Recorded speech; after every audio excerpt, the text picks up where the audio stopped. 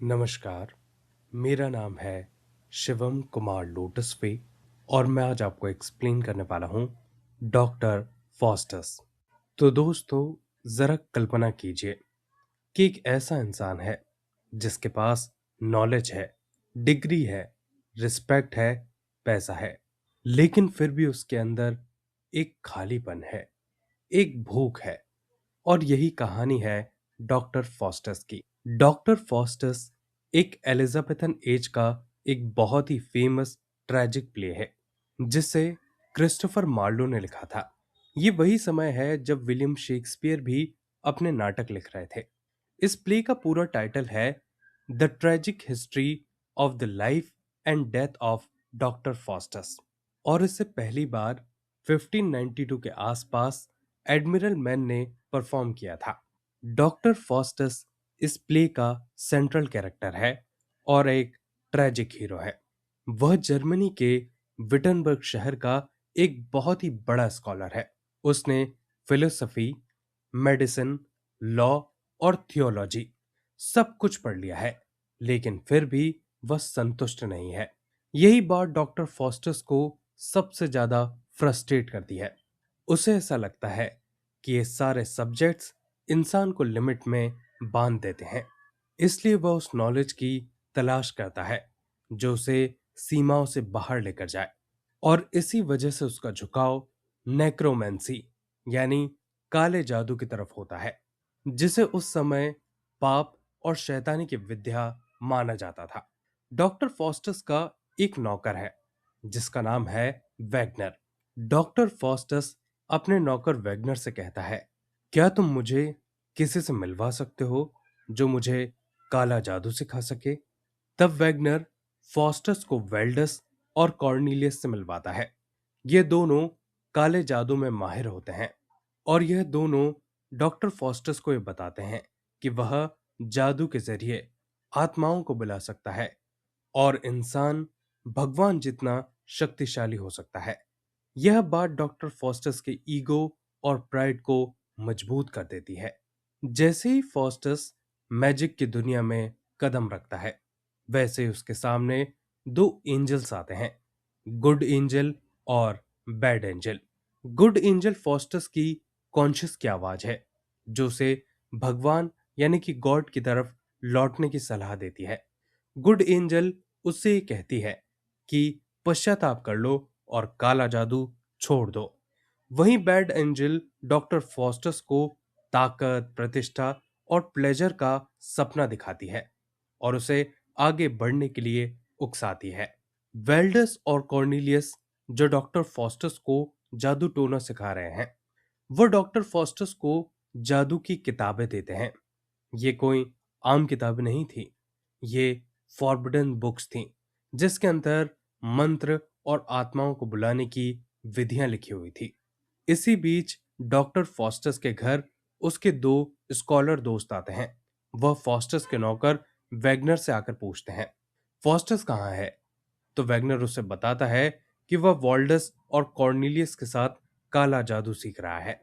तो वे दोनों ये जानकर बड़े निराश होते हैं कि हमारा दोस्त फॉस्टस वह काला जादू सीख रहा है। फॉस्टस रात के सन्नाटे में एक मैजिक सर्कल बनाता है। वह सिंबल्स ड्रॉ करता है और उन किताबों में लिखे मंत्रों को पढ़ना शुरू कर देता है। माहौल इतना डरावना लगता है कि जैसे नेचर भी बेचैन हो उठी हो। जैसे ही फॉस्टस मंत्र पढ़ता है, अचानक एक भयानक स्पिरिट प्रकट होती है जिसका नाम है मेफिस्टोफिलिप्स। पहली बार उसे देखकर डॉक्टर फॉस्टस खुद डर जाता है क्योंकि उसका रूप बिल्कुल डेविल किसी दैत्य जैसा होता है। डॉक्टर फॉस्टस मेफिस्टोफिलिप्स से कहता है कि तुम मेरी आज्ञा का पालन करो, लेकिन मेफिस्टोफिलिप्स यह साफ कह देता है कि वह फॉस्टस के आदेशों को नहीं मान सकता क्योंकि वह लूसीफर के आदेशों को मानता है। लूसीफर असल में नर्क का राजा है और सभी दैत्य उसके आदेशों का पालन करते हैं। डॉक्टर फॉस्टस मेफिस्टोफिलिप्स से पूछता है कि स्वर्ग और नर्क क्या है। मेफिस्टोफिलिप्स तब इसका जवाब देता है वह उससे और भी कई सारे प्रश्न करता है और मीफिस्टोफिलिप्स उन सभी प्रश्नों का जवाब देता है। तब आगे डॉक्टर फॉस्टस मीफिस्टोफिलिप्स से कहता है कि मैं लूसीफर के लिए एक ऑफर देता हूं, तुम नर्क में जाओ और उससे कहना कि मैं यानी कि डॉक्टर फॉस्टस लूसीफर को अपनी आत्मा 24 सालों के लिए दूंगा, लेकिन बदले में मेरी एक शर्त है कि लूसीफर को मुझे 24 सालों के लिए अनलिमिटेड पावर और नॉलेज देनी होगी और तुम यानी मीफिस्टोफिलिप्स मेरे नौकर, मेरे सर्वेंट बनकर रहोगे। मीफिस्टोफिलिप्स के चले जाने के बाद फॉस्टस अकेला रह जाता है, लेकिन उसके मन में एक हल्का सा डर है और वह ओवर कॉन्फिडेंट भी है। उसे लगता है कि उसने डेविल्स के साथ एक शानदार सौदा कर लिया है।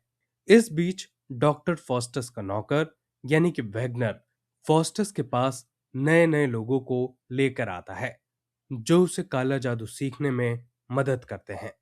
काला जादू सीखते सीखते एक बार डॉक्टर फॉस्टस को यह महसूस हुआ कि वह जो कुछ भी कर रहा है वह सही है या नहीं। तभी उसके सामने गुड एंजल और बैड एंजल आ जाते हैं।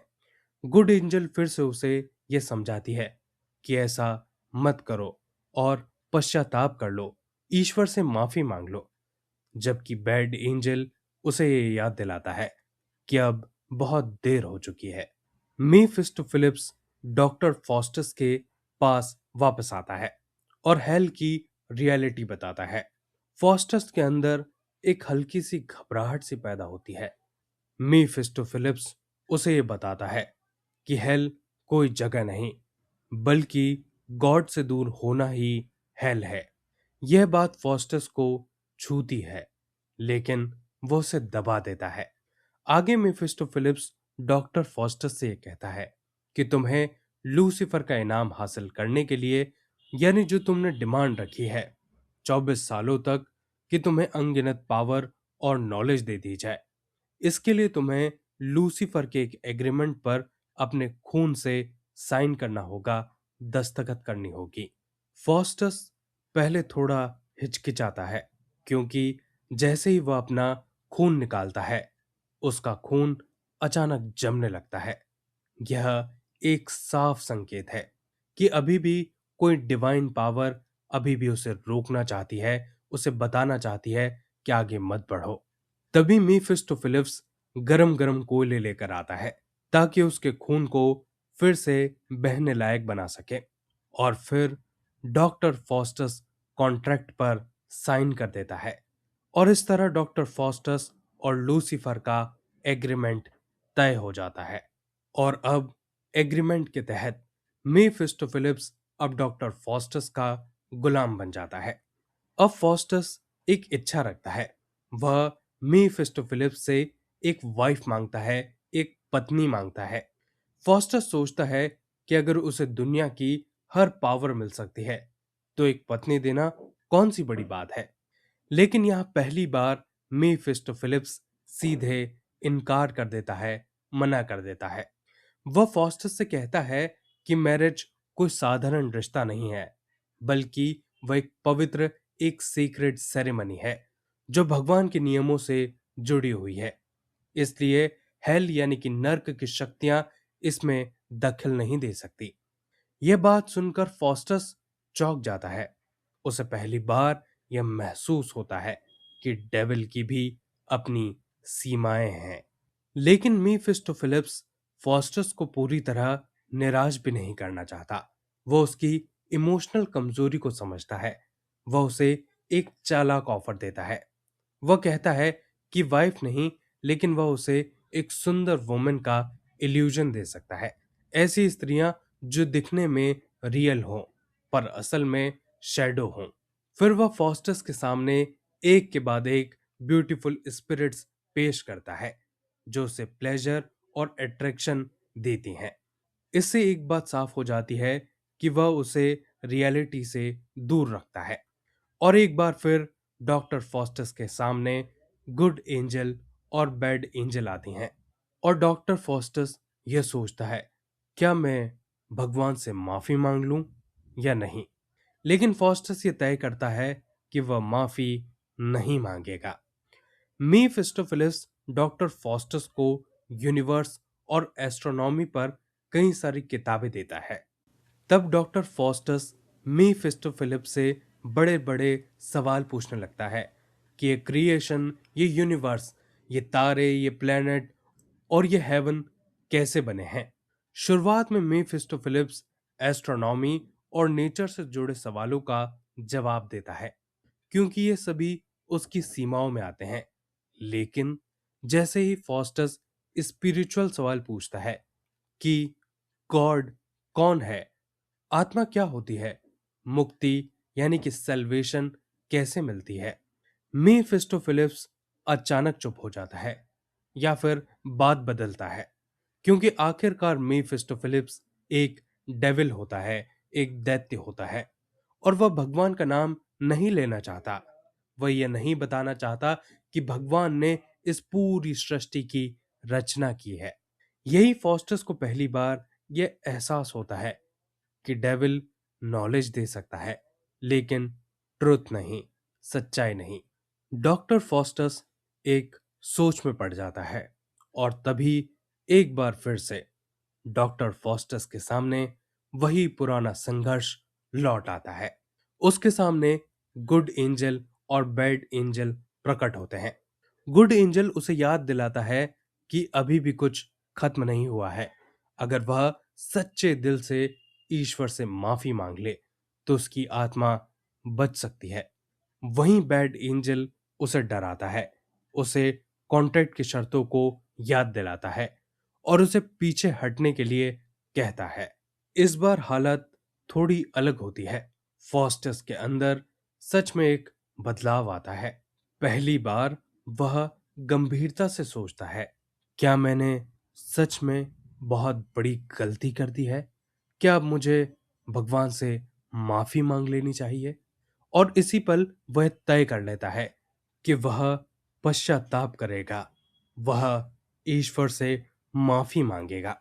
लेकिन जैसे ही फॉस्टस का मन ईश्वर की तरफ झुकता है, तभी लूसीफर स्वयं प्रकट हो जाता है। यह मोमेंट बहुत ही सिंबॉलिक है। लूसीफर फॉस्टस को उसके किए हुए कॉन्ट्रैक्ट की याद दिलाता है और सख्त लहजे में कहता है कि उसने अपनी आत्मा हेल को दे दी है। वह फॉस्टस को डराता है और उस पर मानसिक दबाव बनाता है ताकि वह फिर से गॉड का नाम न ले। फॉस्टस डर के मारे फिर से कमजोर पड़ जाता है।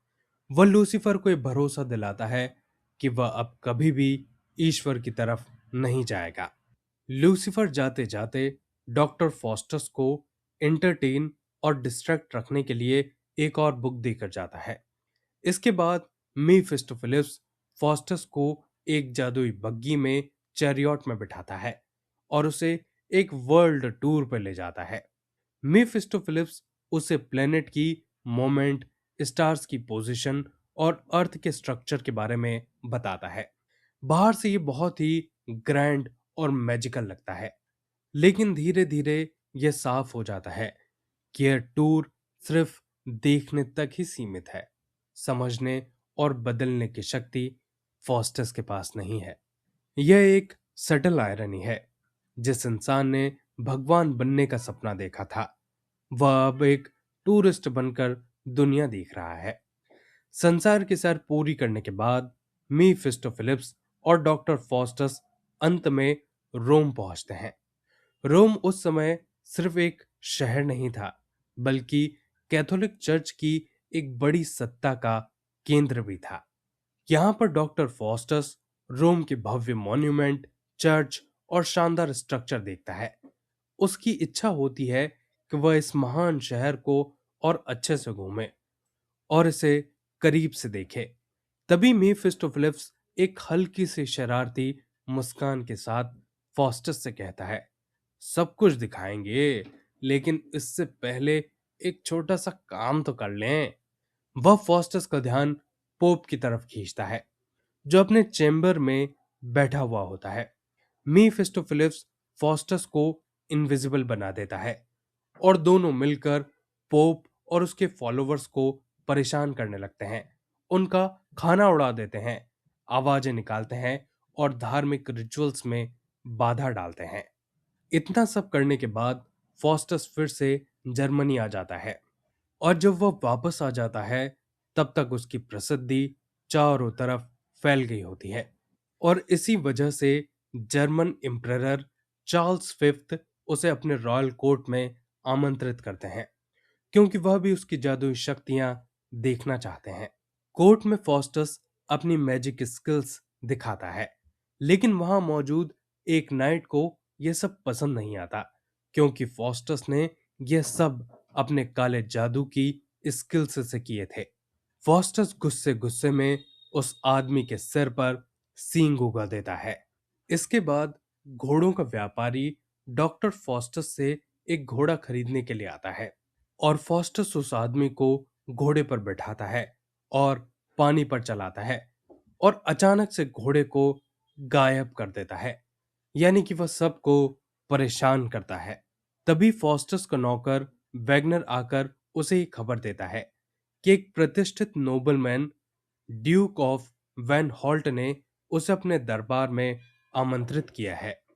फॉस्टस जब ड्यूक की कोर्ट में पहुंचता है तो वहां भी वह अपनी जादुई कला से पूरे दरबार को एंटरटेन करता है। इसी दौरान वैन हॉल्ट अंगूर खाने की इच्छा जाहिर करता है, जबकि उस समय मिड विंटर्स चल रही होती है और अंगूरों का मौसम बिल्कुल नहीं होता। यह एक असंभव सी मांग होती है, लेकिन फॉस्टस अपने ब्लैक मैजिक, अपने काले जादू का इस्तेमाल करता है और वह दूर देश के ताजे अंगूर मंगवाकर डचस के सामने रख देता है। डचस बहुत खुश हो जाते हैं। ऐसे ही लोगों को एंटरटेन करते करते फॉस्टस को खुद को यह एहसास ही नहीं होता कि उसका समझौता अब अपने आखिरी मोड़ पर आ चुका है। धीरे धीरे उसे यह सच्चाई साफ दिखने लगती है कि 24 साल लगभग पूरे होने वाले हैं। बाहर से वह अभी भी कॉन्फिडेंट और पावरफुल मैजिशियन नजर आता है, लेकिन अंदर से वह पूरी तरह से टूट चुका होता है। अब डॉक्टर फॉस्टस एक प्रैक्टिकल फैसला लेता है। वह अपने नौकर वैगनर के नाम अपनी सारी संपत्ति लिख देता है। वैगनर सिर्फ उसका सर्वेंट नहीं था, बल्कि पूरी जिंदगी उसका साथ देने वाला एक अकेला इंसान था। फॉस्टस ये सोचता है कि अब मैं ज्यादा दिन जीवित नहीं रहने वाला, लेकिन वैगनर को कम से कम इतना पैसा तो जरूर मिल जाना चाहिए जिससे वह सम्मान से जी सके। उसे पूरी तरह यह पता होता है कि उसका समय खत्म होने वाला है और लूसीफर वादे की कीमत लेने जरूर आएगा। फिर भी डर से भागने के लिए वह वही पुराना रास्ता चुनता है, एंटरटेनमेंट। वह लोगों को हंसाता है, जादू दिखाता है, मजाक करता है, मानो सब कुछ एकदम सामान्य हो।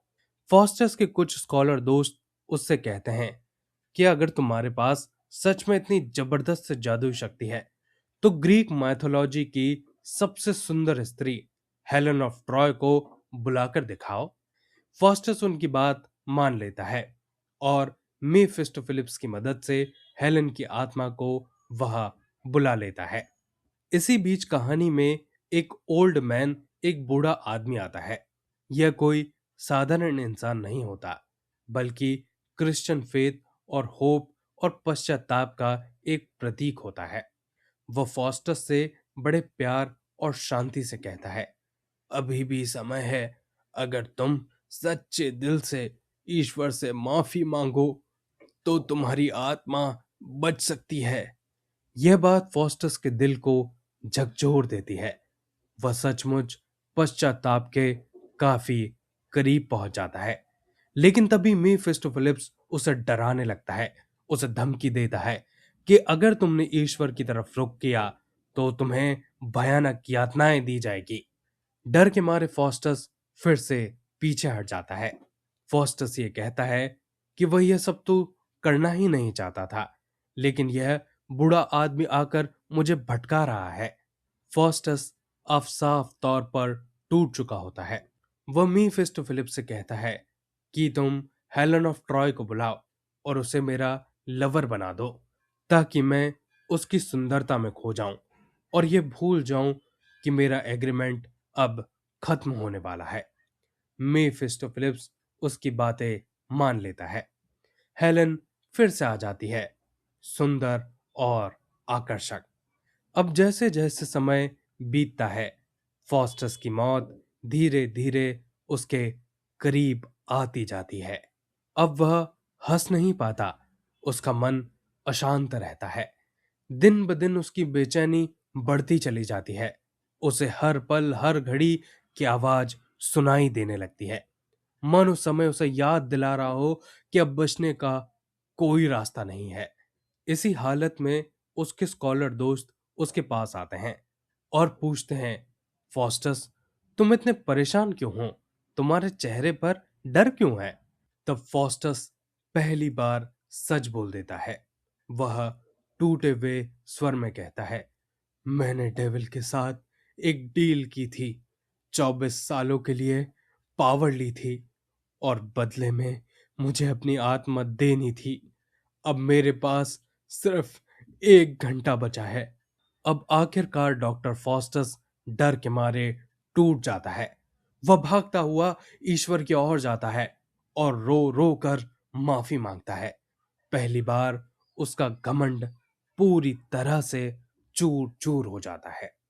उसे अब यह साफ दिखाई देता है कि 24 साल की ऐशो आराम भरी जिंदगी के बदले अब उसके पास सिर्फ 1 घंटा बचा है और बहुत ही जल्द डेविल उसकी आत्मा को घसीट कर नर्क में ले जाने वाला है। फॉस्टस ईश्वर के आगे गिड़गिड़ाता है और कहता है, हे ईश्वर, मुझे डेविल के प्रकोप से बचा लो। अब मुझे समझ आ गया है कि मैंने कितना बड़ा पाप किया है। वह कहता है कि जीसस क्राइस्ट की खून की सिर्फ एक बूंद भी अगर उस पर गिर जाए तो वह बच सकता है, और वह अपने सभी किए कराए का पछतावा करता है। लेकिन आदत से मजबूर फॉस्टस यहां भी रुक नहीं पाता। वह गॉड के साथ भी बार्गेनिंग करने लगता है, मोल भाव करने लगता है। वह कहता है, अगर मेरी आत्मा पूरी तरह बच नहीं सकती तो मुझे जानवर बना दो, मुझे अनंत यातनाओं से बचा लो, मैं बचना चाहता हूं। यह चीज यह दिखाती है कि वह अभी भी पूरी तरह से सरेंडर नहीं कर पाता। उसका मन अभी भी अजीबोगरीब सौदेबाजी में उलझा हुआ है। तभी घड़ी की सुइयां धीरे धीरे मिडनाइट पर, यानी कि ठीक 12 बजे पर पहुंच जाती है। समय पूरा हो चुका होता है। डॉक्टर फॉस्टस की चीखें आसमान को चीर देती हैं। वह समय रोकने की गुहार लगाता है, रुको, थोड़ा और समय दे दो। लेकिन समय किसी के लिए नहीं रुकता। अचानक डेविल प्रकट होता है। वह डॉक्टर फॉस्टस की आत्मा को घसीटते हुए ले जाता है। फॉस्टस चिल्लाता है, तड़पता है, लेकिन अब बहुत देर हो चुकी होती है। जाते जाते डॉक्टर फॉस्टस आखिरी बार ये प्रार्थना करता है। वह कहता है कि मेरे काले जादू की सारी किताबों को जला दिया जाए, ताकि वे किसी और इंसान के हाथ में ना लग सकें और कोई दूसरा वह गलती ना दोहराए जो उसने दोहराई है। यह उसकी आखिरी इच्छा होती है। उसे आखिरकार ये समझ आता है कि उसने जो शक्तियां मांगी थी वही उसका विनाश का कारण बनी। अब फॉस्टस के पास न समय बचता है और ना ही कोई रास्ता बचता है। उसकी चीखें, उसका पछतावा, उसकी असफल प्रार्थनाएं सब अंधेरे में खो जाती हैं। डेविल उसकी आत्मा को अपने साथ ले जाता है और धरती पर सिर्फ चेतावनी बची रह जाती है। और इसी के साथ यह नाटक खत्म हो जाता है। दोस्तों, ये थी डॉक्टर फॉस्टस की पूरी कहानी। ये कहानी हमें बहुत कुछ सिखाती है, कई सारे सबक हमें बताती है। ज्ञान यानी कि नॉलेज पाना अच्छी बात है, लेकिन जब इंसान अपनी सीमाएं भूलकर सब कुछ पाने की जिद करता है और अति महत्वाकांक्षी हो जाता है, तब यही उसका पतन का कारण बनता है। डॉक्टर फॉस्टस के पास नॉलेज यानी ज्ञान तो था, लेकिन उसने उस नॉलेज का सही ढंग से उपयोग नहीं किया। यानी कि नॉलेज से ज्यादा विजडम जरूरी है, जिसके जरिए हम अपने नॉलेज का सही तरीके से इस्तेमाल कर सकें। डॉक्टर फॉस्टस के सामने कई बार पश्चाताप के मौके भी आए। गुड एंजल और ओल्ड मैन ने उसे समझाने की कोशिश की, लेकिन उसने इन दोनों की बातों को नजरअंदाज कर दिया। ऐसे ही हमें भी अपने जीवन में कई बार मौके मिलते हैं, लेकिन अगर हम उन्हें समझ जाएं, पछतावा कर लें और अगर हम थोड़ा पीछे हट जाएं, तो हम किसी बुरे परिणाम से बच सकते हैं। ये कहानी अहंकार के लिए भी एक चेतावनी है। ये कहानी हमें बताती है कि हमें कभी भी घमंड और लालच नहीं करना चाहिए, क्योंकि ये घमंड हमें बर्बाद कर देता है, जबकि हमें हमेशा अपने विवेक और नैतिकता से काम लेना चाहिए। दोस्तों, आशा करता हूं कि आपको ये प्ले आसानी से समझ में आया होगा। अगर आपको ये वीडियो अच्छा लगे तो प्लीज इसे लाइक कीजिए और चैनल को सब्सक्राइब कीजिए।